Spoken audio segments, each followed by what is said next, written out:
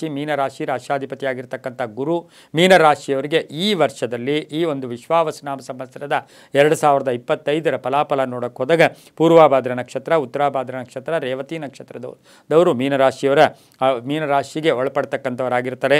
ಗುರು 3ರಿಂದ 4 ಹೋಗುತ್ತೆ, ಶನಿ 12ರಿಂದ 1ಕ್ಕೆ ಸಂಚಾರ ಆಗುತ್ತೆ, ರಾಹು 1ರಿಂದ 12ಕ್ಕೆ, ಕೇತು 7ರಿಂದ 6ಕ್ಕೆ. ಈ ಒಂದು ಒಟ್ಟಾರೆಯಾಗಿ ನೋಡೋಕೆ ಹೋದಾಗ 7.5 ಪ್ರಭಾವ ಈಗ ಬೀರ್ತಾ ಇದೆ ಈ ರಾಶಿಯ ಮೇಲೆ.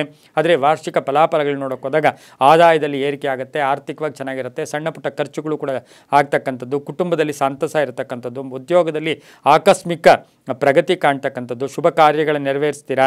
ಹಾಗೆ ಮನೆ ಕಟ್ಟೋ ಯೋಗ, ವಾಹನ ತಗೊಳ್ತಕ್ಕಂಥ ಯೋಗ, ಪಾಲುದಾರಿಕೆಯಿಂದ ಒಳ್ಳೆಯದಾಗುತ್ತೆ, ದಾಯಾದಿ ಕಲಹಗಳಿಂದ ಇತ್ಯರ್ಥ ಆಗುತ್ತೆ. ಪೂರ್ವಿಕರ ಆಸ್ತಿಯ ವಿಷಯದಲ್ಲೂ ಕೂಡ ಒಂದು ನಿರೀಕ್ಷಿತ ಫಲ ಸಿಗ್ತಕ್ಕಂಥ ಯೋಗ. ಅಡಿಕೆ ಬೆಳೆಗಾರರಿಗೆ, ಒಣ ಕೊಬ್ಬರಿ ಮಾರ್ತಕ್ಕಂಥವ್ರಿಗೆ ಸಾಕಷ್ಟು ಶುಭ ಇರತಕ್ಕಂಥದ್ದು, ವೈದ್ಯಕೀಯ ಕ್ಷೇತ್ರದಲ್ಲಿ ಕೆಲಸ ಮಾಡೋರಿಗೆ ಶುಭ ಇರತಕ್ಕಂಥ ವರ್ಷ ಕೂಡ ಇದಾಗಿರುತ್ತೆ. ಮಕ್ಕಳಿಂದ ಕೀರ್ತಿ ಪ್ರತಿಷ್ಠೆಗಳಿಗೆ ಭಾಜನರಾಗ್ತೀರಾ, ವಿದೇಶಕ್ಕೆ ಹೋಗ್ತಕ್ಕಂಥ ಯೋಗ ಕೂಡ ಇರುತ್ತೆ, ಕಾನೂನು ತೊಡಕುಗಳಿಂದ ಮುಕ್ತರಾಗ್ತೀರಾ, ಭೂ ವ್ಯವಹಾರದಿಂದ ಒಳ್ಳೆಯದಾಗುತ್ತೆ.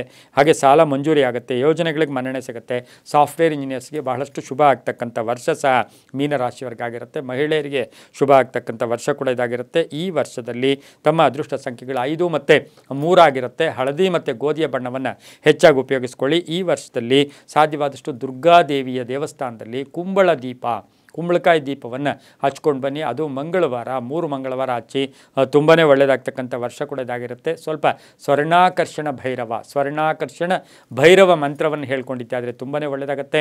ಮನೆಯಲ್ಲೂ ಸಹ ಈ ಮಂತ್ರವನ್ನು ಹೆಚ್ಚು ಜಪ ಕೂಡ ಮಾಡ್ಕೋಬೋದು. ಓಂ ನಮೋ ಭಗವತೆ ಸ್ವರ್ಣಾಕರ್ಷಣ ಭೈರವಾಯ, ಓಂ ನಮೋ ಭಗವತೆ ಸ್ವರ್ಣಾಕರ್ಷಣ ಭೈರವಾಯ, ಧನಧಾನ್ಯ ವೃದ್ಧಿಕರಾಯ, ಶೀಘ್ರಮೇ ಧನಂ ಧಾನ್ಯಂ ಸ್ವರ್ಣಂ ದೇಹಿ ದೇಹಿ ವಸ್ಯ ಕುರುಕುರು ಸ್ವಾಹ, ಓಂ ನಮೋ ಭಗವತೆ ಸ್ವರ್ಣಾಕರ್ಷಣ ಭೈರವಾಯ.